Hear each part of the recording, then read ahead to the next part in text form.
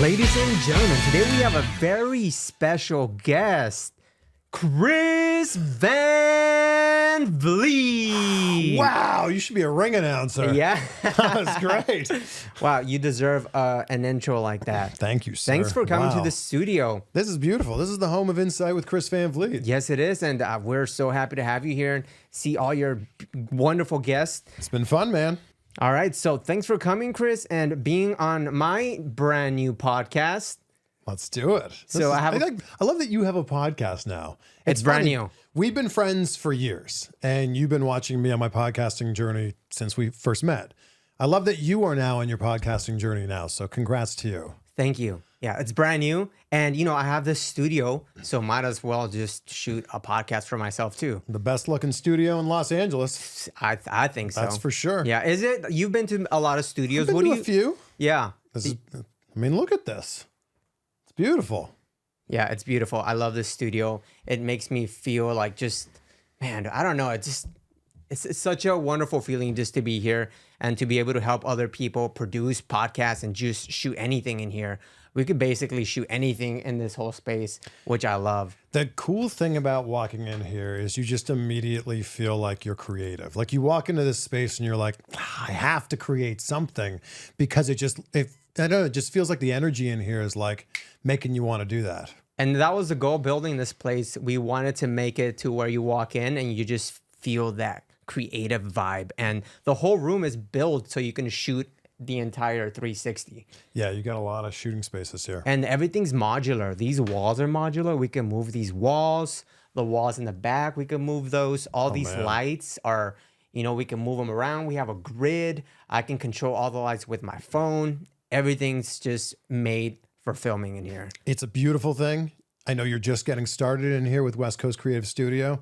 I can't wait to see where you're at like 6 months from now, a year from now, and then beyond. Thank you. And yeah, it's awesome having you as a really good friend of mine because you've been doing this for a long time. You just hit 600 episodes. Congratulations. Yeah, thanks, man. That's crazy to hear someone say that out loud. 600 episodes. That is a hard thing to do, man, because podcasting, like you always say, anyone can do a podcast, but it's hard to keep up with podcasting, right? So let's talk about podcasts. And how long have you been doing podcasts? So I always say the best thing about podcasting is anybody can have a podcast. The worst thing about podcasting is anybody can have a podcast. And I think that the barrier of entry is very low, which I think is awesome. Like literally take your phone out of your pocket, hit record, boom, you can start making a podcast. I love that about it. The thing that I think separates people from the people who just start and the people who are doing it years later is consistency. And I think that's one of the most important things is if you're going to start, make a commitment to, at the very least, make like 10 episodes. And then if you've made 10, now make 10 more after that. Like I truly think that podcasting doesn't begin till you're like 100 episodes in. And if that's 1 episode a week, that's 2 years of podcasting. That's 2 episodes a week. That's about a year of podcasting. You just go into it and you've got to know that your first episode is going to suck. It's going to suck, but it's kind of like ripping the Band-Aid off. It's like, you just got to do it, get it in the can, get it over and done with, and then know that your next episode's going to suck as well, but it's not going to suck as much as the first episode. And then your third episode is also maybe not going to be great, but it's going to be better than the last one. And you're going to be making those small incremental improvements every single time you record. And I think the biggest thing is be consistent. If you're going to put out 1 a week, put it out on a specific day, put it out every Tuesday.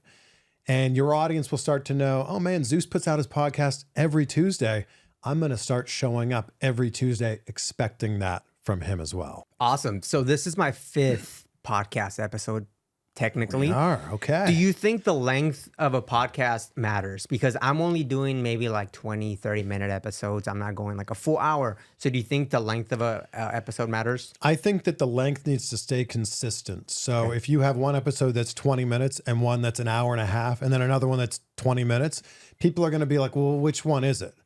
What I've found is people build their podcast into their day. So let's say it's a half-hour commute to work. And the podcast is an hour. All right, I'm going to listen to the first half on the drive in and the other half on the drive home.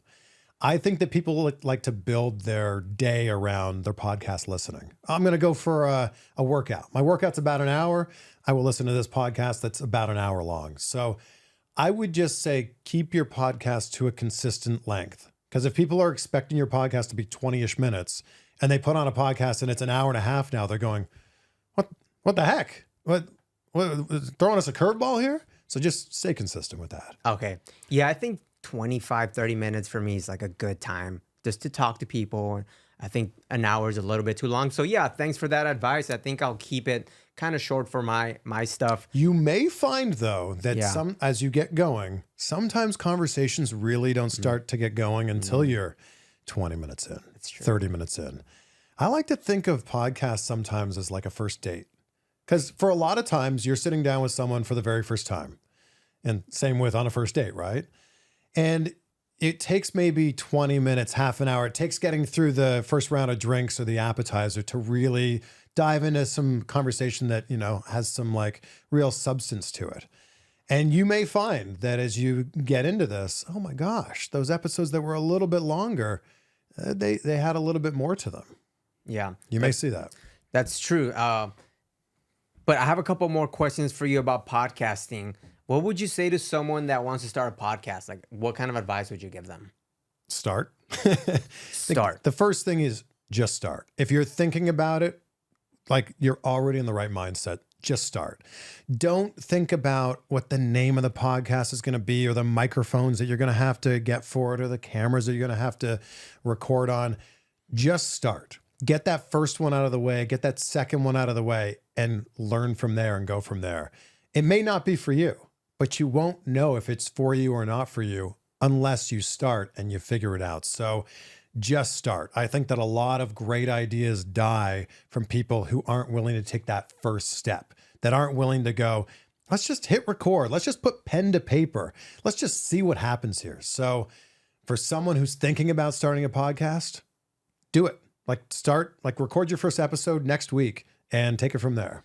And you don't think you need like fancy equipment, right? You could just use your phone and just maybe a mic Absolutely. that you can buy from Amazon. I would say work with whatever you have in your parameters. Like work with whatever is in front of you right now. Because if you have to buy a Shure SM7B and you have to buy a Sony camera and you're already giving yourself excuses to not make it work.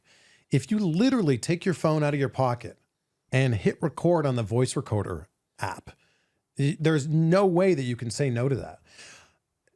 Build the time into your day or your week and just find some time to do it and figure out if it's for you. And if it's not, that's okay. What made you decide to start a podcast? Like back in the day, like what was that thing that was like, okay, I should start a podcast? So my podcast started in June of 2019. And I'd had a YouTube channel at that point for like 8 years that was doing like pretty well. It was a YouTube channel where I was doing a lot of different interviews, a lot of interviews with pro wrestlers that were doing better than interviews with, say, a comedian or with an actor, just because that's where my audience was. I love pro wrestling, and people that love pro wrestling, it's kind of like that scene in Step Brothers, like, did we just become best friends? Yep. And you're just drawn to other people that like that thing. So in 2019, I was like, what if I were to just take the audio from these YouTube videos and put it up on a podcast? So if you're walking the dog or you're driving to work, you don't have to like pull up YouTube and like have the app open. You can just pull up the podcast and listen to it. That's why I started the podcast. Honestly, it was just people that can't watch this on YouTube because they're doing something else in their day. They'll have an audio version to listen to. And starting a podcast for me 5 years ago was one of the best decisions that I've ever made in my entire life. It's changed my life. Because the cool thing about podcasting is it gets you across the table. It gets you in the same room with people that would never want to spend time with you otherwise. But when you present it as, hey, do you want to come on my podcast? You can promote your movie or your upcoming match or the book you just wrote or whatever it happens to be. That changes everything because you're bringing value to them. You're saying, come on my podcast, speak to my audience. Rather than if you just sent someone an email and said, hey, do you want to go out to lunch? Can I pick your brain? It's a completely different conversation when you're saying, in exchange for your time and the knowledge that you're going to give, I will give you the chance to speak in front of my audience. That's awesome. And what about guests? How do you manage getting guests and booking stuff? I just believe in like reaching out to people, whether that's a DM or it's an email or an email from someone that's maybe their assistant or their manager or their agent. I just throw a bunch of spaghetti at the wall and hope that something sticks. So I send out a lot of messages, emails, and hope to get a response. I don't get a lot of responses, and it's just move on to the next one and try to find another guest. But now we're putting out 3 podcasts a week, 2 with guests, Tuesday, Thursday with guests. Friday's a solo episode where it's just me. So that means it's 2 guests for me every single week, 104 guests a year. So, and right now they're all wrestling or wrestling adjacent guests. So yeah, it's a matter of trying to get to that yes. That's the biggest thing for me with guest outreach, trying to get to that yes. All right, let me pop this thing open. F3 Pop it open. Energy, That's my second favorite flavor. Yeah, well, why is Cheers. this the cheers? Original. The original. So it's an original flavor, but what's original? What does that mean? I would say that's like a cream soda, maybe mixed with a little bit of cotton candy. Like it's a nice sweet flavor. Yeah, it does taste a Tropical little bit Theory cotton candy. is my favorite flavor. So do these have caffeine? 120 milligrams of caffeine. But there's some that don't have caffeine, right? There are the mood ones, the F3 mood, that don't have caffeine in them. So is this how you get ready for a podcast? F3? Jacked up. Bunch of cold plunge push-ups and some F3 energy, baby. Woo! So how has your podcast evolved? So it used to be just an audio podcast when you just started? It was, so I guess technically my podcast was just a YouTube channel before. It was these interviews that at that time were 20 to 30 to 40 minutes long.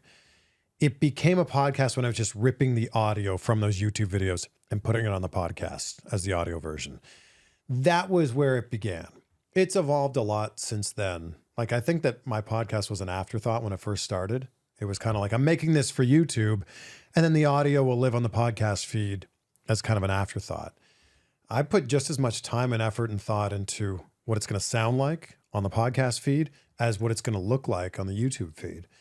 So it's evolved a lot. It went from like putting out 1, maybe 2 episodes a week to like, we have a schedule now. It's Monday, Thursday, Friday. No matter what's happening in my life, no matter where I am, no matter where I'm traveling to or how busy I am, it's like that is the schedule. And just like showing up to a job, this is the job now. Yeah. So I feel like there's a commitment to putting that out. And Team CVV, how many people do you have working with you to be able to put out 3 episodes a week? Man, I feel so lucky to have such talented people that are working on the podcast, the YouTube channel with me. So I've got 2 video editors I'm working with, Troy and Joe. I've got Clement, who does all the graphics that you see. I've got Donald, who's my audio engineer, and he takes the audio and he makes it sound far better than it would normally sound. I have Alex, who transcribes the interviews and puts the quotes up on the website. So if you go to chrisvanvliet.com, you see all the quotes from the interview. And then I've got a separate team. Dava is the name of the team. They work on thumbnails. And I think the thumbnails are such a hugely important part of being a YouTuber and putting videos on YouTube, because you can have the greatest video in the world, but if your thumbnail doesn't look good enough to get someone to want to click on it, they're never going to click on it. They're never going to see your content. So we put a lot of time into making those thumbnails look a certain way, having vibrant colors in them. So I guess that's the team. And I mean, at the very top of it is my wife, Rachel, who is just there and super supportive. And none of this is possible without her. I love Rachel. She's the best. Oh, I love her so much. She is the best. I feel so fortunate to have her. I just want to give a huge shout out to your entire team, man. Because like, you know, without your team, like none of this really happens. And it would be a lot of work for one person to do all this stuff. And now that I'm part of the CVV team producing these podcast episodes for Insight, I'm so blessed and grateful to be a part of it, man. Dude, I'm so lucky to have met you the way that I did. And like, quick little sidebar here. We met because I was looking for someone to shoot a drone shot for me. And then through Instagram, we got connected. Someone that followed you and followed me said, you guys should connect. You know, Chris is looking for someone to shoot a drone video. Zeus shoots drone video. It's a perfect merger here. And we've become friends ever since. Yeah, that was what, 4 years ago? Yeah, it was 2020. Wow. That was when you just moved out here. Yeah. And yeah, you were looking for someone to fly drones. It had just happened that I was getting into drones. I got my license and I was just flying. And I'm like, hey, you still need someone to fly a drone? You're like, yes. We went on a hike. We connected. We bonded. And yeah, we just became friends. And we've been working together ever since. It's been amazing. And not just like we've worked on so many great projects together. We've also done so many cool things. Oh, yeah. Like you and I have traveled to Arizona together and Vegas and Phoenix. Orlando. I've met so many cool people like just working with you. It's been awesome, man. It's been such a fun adventure, like just having you as a friend. Dude, I'm grateful for our friendship. And the fact that I can even sit here as a kid from Pickering, Ontario, whose dream it was to work in television. And television broadcasting has changed quite a bit. And I feel like it's really evolved into like how we see content now. For me to even be sitting here talking about a team, like anybody working with me on this is the wildest thing. And I feel incredibly grateful that I'm able to do this. So thank you to everybody who I get to work with on this. And thank you to you for all of the awesome stuff we've shot together. Yeah, it's been a great ride. And it's been awesome watching you evolve since I met you. Like when you just moved here, you were thinking of getting rid of your Clips channel, I remember. Yeah. And I'm so glad you didn't because it's blown up now. How many subscribers do you have on there now? I think it's like just shy of 600,000 subscribers. Go subscribe, CVV Clips, and your regular the main channel, yeah. How many channels do you have? Just 2. Okay. The main channel where the full interviews live, that one's just my name, Chris Van Vliet. And then the Clips channel, CVV Clips, where the most interesting, memorable, funny moments from the interviews live. The Clips channel is closing in on 1 billion views.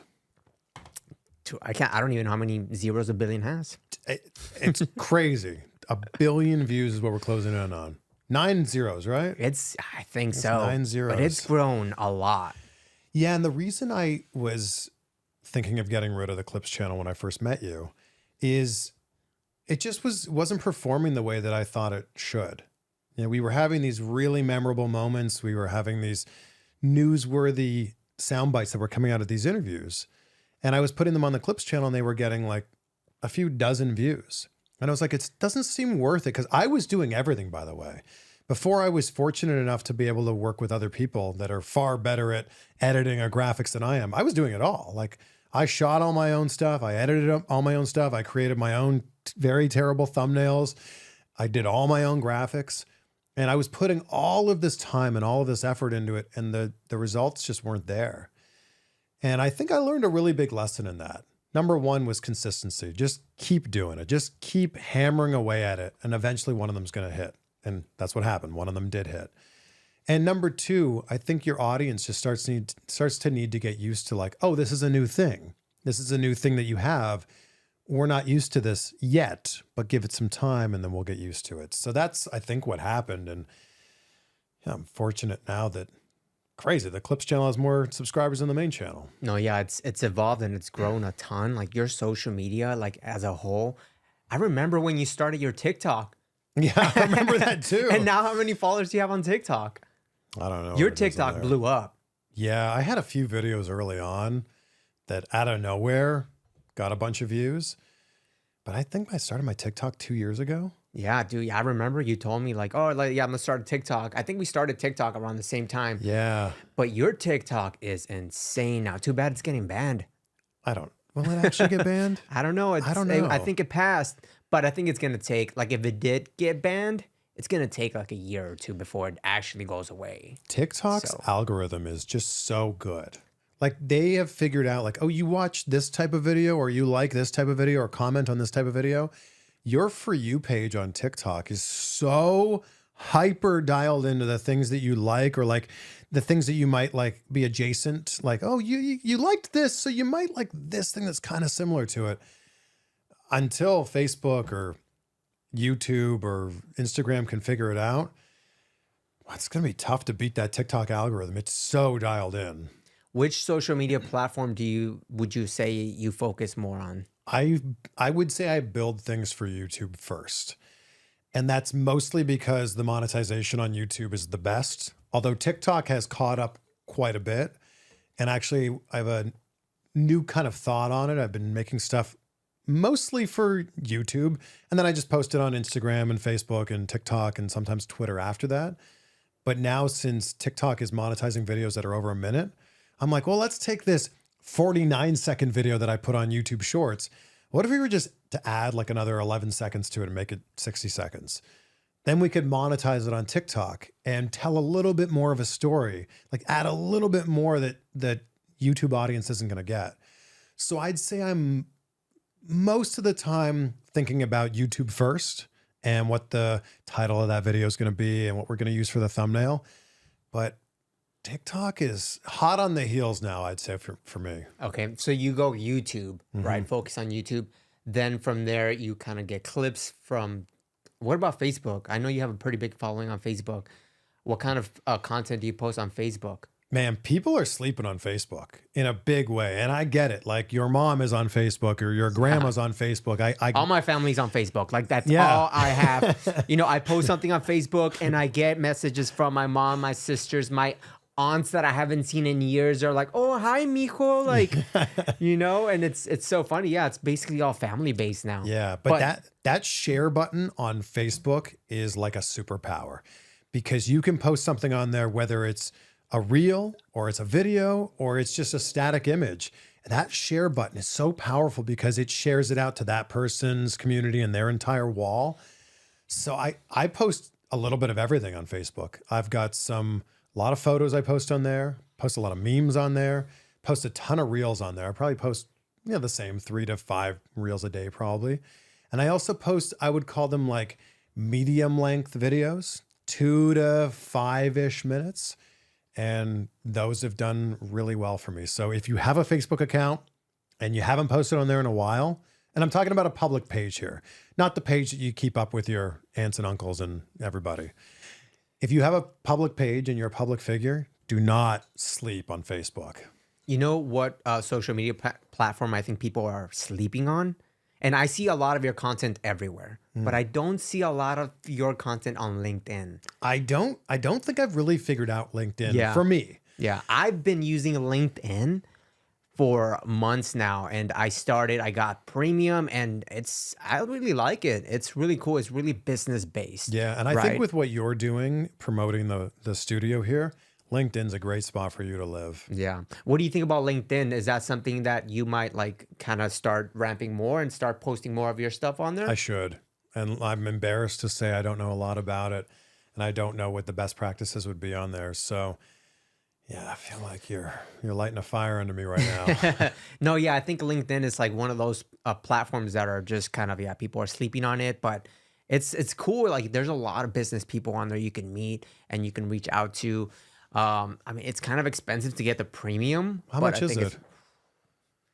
Well, there's like, I think different ranks. You get the regular premium, and then they have like a sales navigator, which is like, I think $1,000 for the year. Okay. So, but you have sales navigator, which is like a whole thing where you can like go and like search very specific things. Oh, okay. You could search like people, like you can search by like, let's say like video producers, or you could do marketing people. Like you can go very, very specific. So it's really cool. I'll have to spend some more time on that. Yeah, look into it. But I think you should definitely start maybe posting just a few of your stuff up there.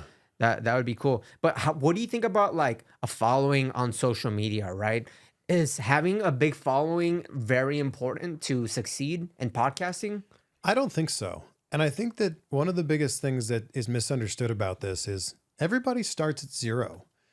And even if you have a following somewhere else, like if you're a successful actor or a successful comedian or athlete, when you join Instagram or Facebook or YouTube or whatever the platform happens to be, you start at zero. Everybody starts at zero. You might be able to ramp up your following a little bit faster, but everybody starts at zero. And I also think it's important to realize that just because you might have a big following on Instagram, for example, doesn't mean it's necessarily going to translate over to a podcast. A podcast audience is a very specific audience that is listening to a long form medium. Whereas on Instagram, they're flicking, with their thumb and looking at your photo or a clip of your video. Whereas a podcast is very intimate. Like even right now, we are talking specifically to one person who is listening or watching this on their phone right now. And I think that the idea of podcasting is like speaking to that one person. It reminds me a lot of radio, and that's where I started my career. And radio is the idea of like you are talking to someone who's in their car, someone who has headphones on. And that's what podcasting is. So I think there's some people who their strength may be speaking to a larger audience with content that they make on YouTube or Instagram or TikTok. Podcasting is flexing some different muscles. So while you may be able to learn from some of the things you've done on other social media platforms, I think that being successful in podcasting is a whole different skill set. What kind of advice would you give me to like keep growing my Instagram and all my social media stuff? Like what other stuff can I do? Because I've been posting, I've been, doing like all the right things, but what other things do you think I should do? I think the biggest thing is just to continue to be consistent. And I know that sounds so like trite and like so simple of like, oh yeah, just keep posting content. But I truly think that that's an important thing. If you're posting once a week, try once a day. And if you're posting once a day, try twice a day. And I think that upping your output on that could really go a long way. I truly believe in quantity over quality. I mean, go look at my page. I'm not saying my stuff's not quality and that no disrespect to any of the videos I put out, but I think that if you put out more content, you're casting a wider net. You have a much better opportunity at finding new followers by putting out more content. So I would say that, and start to think about like, if you don't have any ideas in your mind right now of like, oh dude, what can I post tomorrow? Take some time today, like make a list of like, oh, this would be a good idea for content. Oh, this could actually be a really good thing. Make a list and start to go back to that list whenever you run out of ideas. Like what we're doing right now, we've made a whole bunch of content from this. Yeah. I love that. I'm a big fan of creating one big piece of content. This is a Gary Vaynerchuk thing, right? The one big piece of content that then creates some smaller, medium-sized things that then creates like the little bite-sized clips. I'm a big believer in these little clips, these 20 to 30 second vertical videos. They're the breadcrumbs that lead to the slice of bread, which is the 2 to 5 minute, like medium-sized content. And then if you like the slice of bread, hopefully you'll go find the loaf of bread, which is the full piece of content, this entire episode that we've recorded. Yeah, that's some great advice. Thanks for that. So what are some goals for Insight? Where do you see this going 3 to 5 years from now? It's crazy to think that we're even where we are right now. Yeah. But we just hit episode number 600, and all I keep thinking about is episode 1000. So 400 more, which at this rate is going to be like 3 years from now, which is crazy to think like that far from now. I just want to continue to be consistent and continue to book big guests. And is there any guests right now that you have in mind that you can tell us that are going to come on Insight? I mean, I don't have any like confirmed, but like The Undertaker said he would do another one with me. Okay. That's a huge guest for me. I did one over Zoom with him. I really want to do one with him in person. I'd love to do one with The Rock, like a long podcast interview. That would be a great one. I mean, in person. That is not confirmed, by the way. That's just a hope and a dream and a wish. But I think the biggest thing is I had an epiphany in my senior year of college where I was having the best time. I was living with 4 of my best friends. And it hit me that when I graduated, I would have to go work for, the rest of our lives. And that's such a difficult thing to wrap your head around when you're 22 years old. And it was in that exact moment as a senior in college that I just decided I didn't want to hate my job. At the best case scenario, I could love my job and be excited about what I was going to do each day, but I just didn't want to hate my job. So I think the goal for me every day now is to just keep being excited for what I'm going to do that day. And then at the end of the day, be proud of what I've done. And then wake up tomorrow and do it again. So you don't hate your job now, but is there anything that you do that you're like, man, I kind of wish I wouldn't have to do that? Everything you do, you love to do. Feel really fortunate. Yeah. Yeah. I mean, I'm not a great editor, and I'm fortunate now that I have 2 really like way more talent. I'm like a 4 out of 10 editor. Not good. But I'm talented now that I have, I'm grateful now that I have 2 talented editors who are 10 out of 10 editors that are able to do that. So I've just taken the things that I'm not great at. I've taken my weaknesses, and I'm fortunate to be in the position now after having a YouTube channel that I started in 2011. I'm fortunate now to have people that are far more talented be able to handle that. And that's the best thing about being a creator is not only do I get to be a creator and do the things that I love doing the most, I now have other people that I get to work with that get to do the things that they're passionate about every single day. It's great to be part of the CVV team, man. You're just going up rocket ship, man. I'm trying. Yeah, and you're going to get there. It's incredible watching your growth. What advice would you give to someone like me that I'm just starting out my podcast, like to be a better like host, I guess, right? Like what kind of questions should I be asking, or how should I navigate this new thing I'm doing? There's a quote from Larry King that I always come back to. And he said, I never learned anything while I was talking. And the idea there is like, ask the question and then stop talking and listen, and like truly listen. Don't think ahead to like what the next question's going to be. Like truly be in the moment, be present and listen. So I think that that's a really good piece of advice. Instead of going, all right, well, I wrote down this is going to be the second question and this is going to be the third question. And that's not a bad thing. But like if the person that you're interviewing, if your guest says something that triggers something in your mind of like, oh, I was going to ask this later, but now seems like the right time to ask, just be in the moment. You know, if you and I were hanging out right now, drinking a beer and having pizza, we wouldn't be like, okay, well, Zeus said that, and then I'm going to now ask this next thing. You would just like be in the moment. You'd be like, oh, cool, man. Oh, wow, you talked about that thing?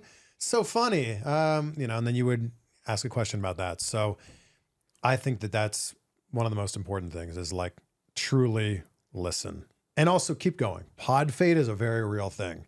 Like there's some sort of stat. I don't know the exact numbers, but it's like 80% of podcasts give up after 7 episodes. So if you just keep going, if you go to 8 episodes, you'll be like, all right, this is my 5th. Yeah, just a few more to go. A few more to go. You got to publish them though. Well, they're published on YouTube. Okay, great. Not on anywhere else, because I'm basically using these as clips also, Yeah. but they're going on my YouTube. Get yourself an RSS feed and put them on the audio. Yeah. Okay. Yeah. But I What would say just keep going. Okay, keep going. What about speaking? Because like I feel like I'm not great at speaking. You've been doing this for so long, so I see you as like a master speaker. Like I feel you could just speak forever, right? Is there any like exercises or any sort of practice that you would recommend to get better at speaking, like on 101 or just public speaking in general? The more you do this, the better you're going to get. So I think, and it's going to be tough, but watch yourself back. And I know that you do that a lot because you're editing your own stuff. But it's difficult, right? Because you're in the moment here. The moment's very fleeting. You know, we're having this conversation and it's gone, except we're recording this. So it's going to last forever. Get used to seeing yourself on camera. Get used to hearing yourself on camera. Like, I know when you hear your voice in the voicemail, you're like, oh, do I really sound like that? Yeah, you really sound like that. That's how the rest of the world hears you. So get used to seeing yourself, get used to hearing yourself, and watch yourself back and learn. Learn from yourself. Like, oh man, what was I doing with my hands during that episode? Or I could have asked this question in a better way. Start to make notes. And 5 more episodes from now, you're going to be a much better interviewer than you are right now. And I'm not saying you're a bad interview at all. But what I'm saying is you'll be that much better the more reps you get in.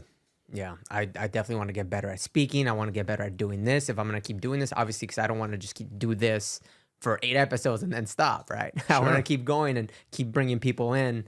But one last thing, what do you think of having a professional like studio like this? How important is it to have a professional studio when you're trying to level up? Perception is reality. And I feel like during 2020 and 2021, everybody thought they could start a podcast because it was as simple as clicking on a Zoom link and that was it, talking into your webcam. Easy, amazing. I feel like now that we're removed from that era, it's like if you're able to have a podcast with beautiful 4K video like this and great professional lighting and quite literally the best mics you can buy and with the Shure SM7B, it sets yours apart from everyone else. So when I say perception's reality, if your podcast sounds like garbage, people are going to think your podcast is garbage. If it looks like garbage and your webcam is all fuzzy or your shot is, weirdly angled, people are going to think your podcast is not good because it doesn't look very good. So I think if you have the ability to shoot somewhere like this, absolutely take that opportunity to do it. Check us out, westcoastcreativestudio.com. Rent or book our studio. We are in Hollywood. You heard it from the man, Chris Van Vliet. Dude, thank you so much for being my 5th guest on my brand new episode podcast, The Good Talk. And dude, congrats to you. Thank you. Congrats to you. Cheers. Cheers. Boom. Boom. All right, well, I'll see you guys on the next one. And that's it. Thank you. Love it.